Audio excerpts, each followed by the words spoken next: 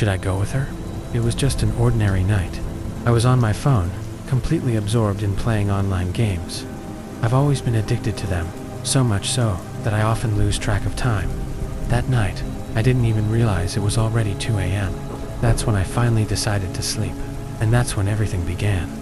In my dream, I was walking home from school.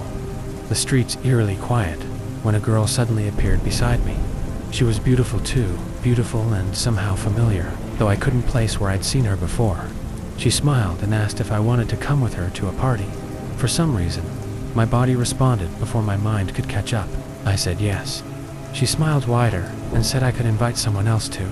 Back home, I helped my mom do the laundry. As I scrubbed, I noticed a girl about my age walking by. I couldn't deny it, she was stunning. Without thinking too much, I asked if she wanted to come with me later. She said, sure. Night fell, and I waited for her Angela, or maybe Angelica, something like that. She soon arrived, dressed beautifully. Moments later, the first girl, the one from my dream, appeared, just as mesmerizing as before. Without a word, the three of us started walking. But as we walked, I noticed something was off. The path kept going and going, longer than it should have. The surroundings began to change. Trees thickened around us, looming and twisted, and the people we passed looked wrong to pale, too quiet, their faces blank and unfamiliar. Then Angela suddenly gasped. Her voice trembled as she said her feet hurt. I stopped, worried, but moments later, she claimed she was fine again. We kept walking. That's when we saw him, an old man standing in the path ahead.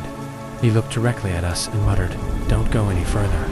His voice was weak but urgent, like a warning meant for the soul. We ignored him. Eventually we arrived at somewhere. I couldn't even call it a place. There were people dancing, but their movements were unnatural, too stiff, too in sync. My body began moving on its own, like invisible strings were pulling me. I didn't want to dance, but I couldn't stop. The girl, the one who invited me, locked eyes with me. Her gaze was deep, cold, and unblinking. She whispered something I couldn't understand, but I felt it sinking into my head. I tried to say we needed to leave, but she stepped closer and said, "Don't you want to stay?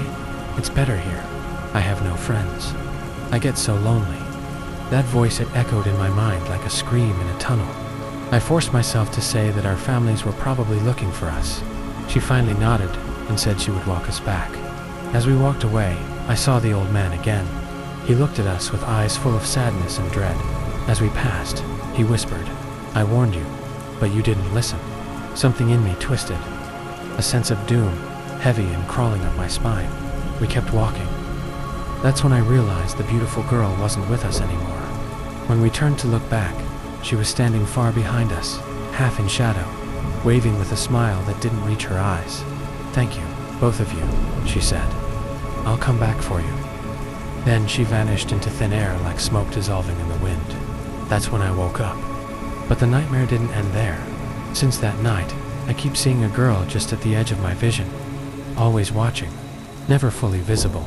And at night, just before I fall asleep, I hear her voice soft, cold, right next to my ear. "Come with me. It's so much better in our world."